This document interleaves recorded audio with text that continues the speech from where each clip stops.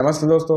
आप मिथुन राशि का नवंबर 2024 का राशिफल देख रहे हैं। राशिफल की शुरुआत करने से पहले इस महीने की ग्रह स्थिति के बारे में जान लेते हैं। इस महीने चंद्रमा अपना गोचर तुला राशि से प्रारंभ करेंगे। मंगल इस महीने आपके धन भाव पर नीच के रहेंगे। बुध इस महीने आपके छठे भाव में गोचर करेंगे। बृहस्पति आपके द्वादश भाव में वक्री रहेंगे। शुक्र 7 नवंबर तक आपके छठे भाव में रहेंगे और 7 नवंबर से आपके सप्तम भाव में चले जाएंगे। शनि आपके नवम भाव में 14 नवंबर तक वक्री रहेंगे। 15 नवंबर से ये मार्गी हो जाएंगे। सूर्य 16 नवंबर तक आपके पंचम भाव में नीच के रहेंगे। 16 नवंबर से सूर्य आपके छठे भाव में चले जाएंगे। राहु आपके दसम भाव में रहेंगे और केतु आपके चतुर्थ भाव में रहेंगे। आइए राशिफल की शुरुआत करते हैं।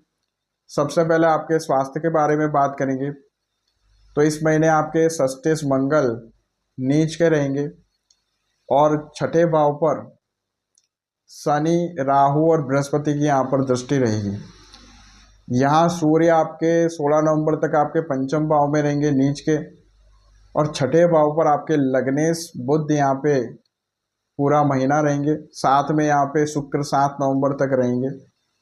उसके बाद शुक्र सप्तम भाव में चले जाएंगे। तो इस महीने आपको आंखों से संबंधित रोग हो सकते हैं, डेंटल डिसीज़ हो सकते हैं। इस समय आपको स्किन डिसीज़, पेट और आंतों से संबंधित रोग भी यहाँ पे हो सकते हैं। किसी प्रकार का इन्फेक्शन भी हो सकता है और इस समय हार्ट के मरीजों को अपने स्वास्थ्य का ध्यान रखना होगा।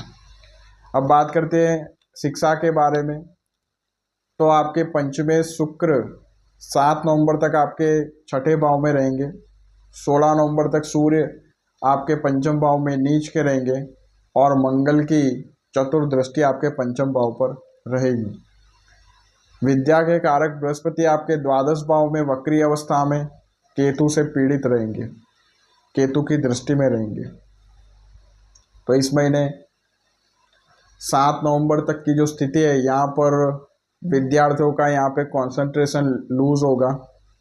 7 नवंबर के बाद शिक्षा में थोड़ा सुधार देखने को मिलेगा, मगर फिर भी इस महीने शिक्षा प्रतियोगिता में यहाँ पे काफ़ी संघर्ष करना पड़ेगा। काफ़ी मेहनत के बाद आप अपने टारगेट्स अचीव कर सकते हैं। इस महीने जो कॉम्पिटिटिव एग्ज़ाम की तैयारी कर रहे स्टूडेंट्स हैं, उनको यहाँ पे विशेष लाभ मिल सकता है। इस समय होने वाली एग्ज़ाम्स में आप यहाँ पे सफल हो सकते हैं। अब बात करते हैं आपके कार्यक्षेत्र, व्यापार और नौकरी के बारे में। तो आपके दसमेश बृहस्पति आपके द्वादश भाव में वक्री होंगे और साथ में केतु की दृष्टि भी आपके बृहस्पति पर रहेगी दसमेश पर, और दसम भाव में राहु यहाँ पर स्थित रहेंगे। साथ में यहाँ लाभेश मंगल आपके धन भाव पर नीच के रहने वाले। तो कार्यक्षेत्र में तनाव देखने को मिलेगा। काम कारोबार में यहाँ परिस्थितियाँ प्रतिकूल रहेगी। इस समय आपको कार्यक्षेत्र में चुनौतियों का सामना भी करना पड़ेगा और इस समय यहाँ पर विदेशों में जो काम कर रहे लोग हैं, उनको यहाँ पर लाभ मिल सकता है। इस महीने सरकारी नौकरी पेशा लोगों को भी यहाँ पे लाभ देखने को मिलेगा और 7 नवंबर के बाद साझेदारी के व्यापार में यहाँ थोड़ा सुधार देखने को मिलेगा। काम कारोबार की यहाँ वृद्धि होगी।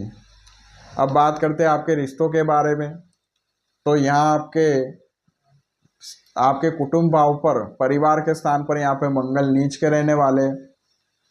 आपके चतुर्थेश बुध छठे भाव में रहेंगे और आपके सप्तमेश बृहस्पति द्वादश भाव में वक्री रहेंगे और केतु की दृष्टि भी रहेगी। तो यहाँ कुल मिलाकर देखें तो यहाँ आपकी वाणी उग्र रह सकती है। यहाँ आपको अपनी वाणी पर नियंत्रण रखना होगा, नहीं तो पारिवारिक कलह की स्थिति यहाँ पे बन सकती है।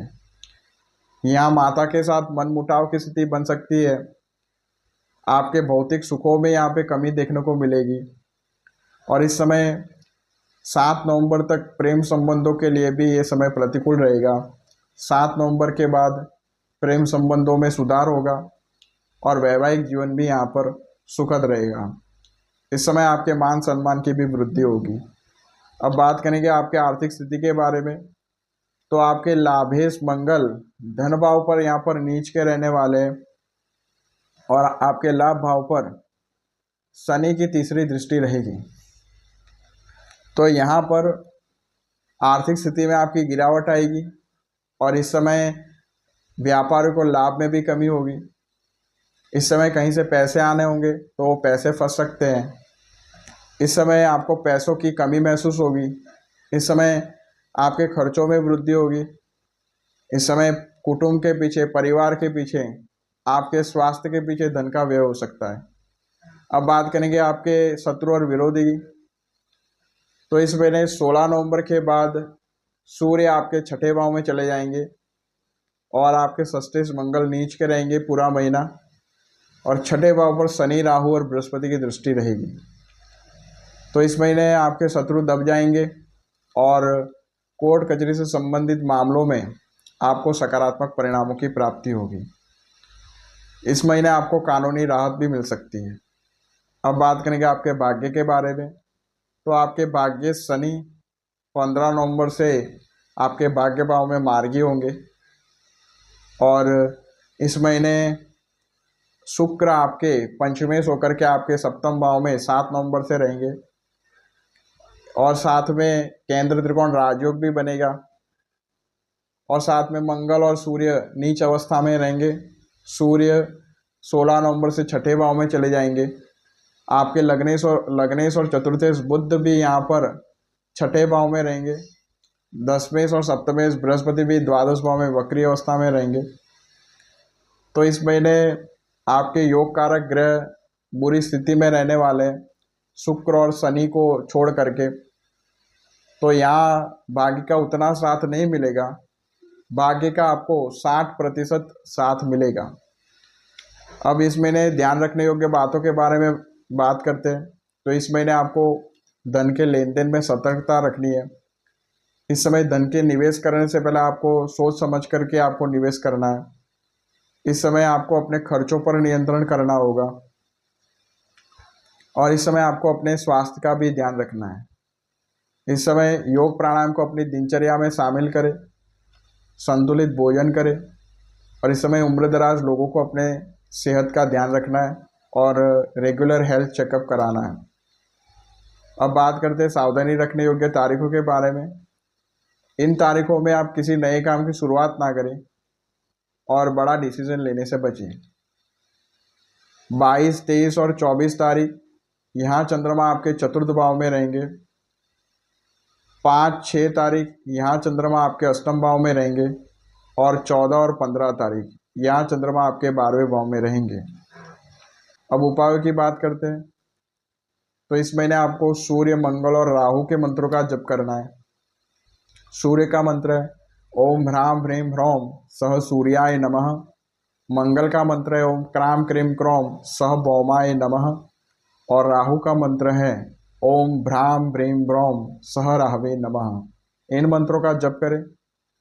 नित्य हनुमान चालीसा का पाठ करें और मंगलवार के दिन सुंदरकांड का पाठ आप खुद करें या किसी ब्राह्मण से करवा सकते हैं। उम्मीद करता हूँ दोस्तों आपको ये वीडियो पसंद आई होगी।